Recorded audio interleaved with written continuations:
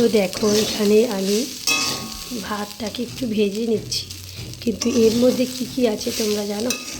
এর মধ্যে রয়েছে গাজর, বিট, বিনস, ফুলকপি, আর রয়েছে কালো জিরে, তার সাথে গোলমরিচ গুঁড়ো, বিট নুন, আর একটু লঙ্কা। তো সব মিলিয়ে দেখো এইটা কত সুন্দর করে ভেজে নিলাম।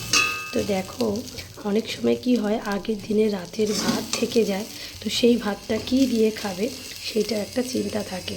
তো আমরা যদি এরকম করে ভাজা করে আর এই রকমভাবে ভাতটাকে একটু সুন্দর করে কড়াইতে নাড়িয়ে চাড়িয়ে নিই, তাহলে কিন্তু ফ্রাইড রাইসের মতোই খেতে লাগে। উল্টে ফ্রাইড রাইসের থেকে কিন্তু আর অনেক অংশে সুন্দর খেতে লাগে।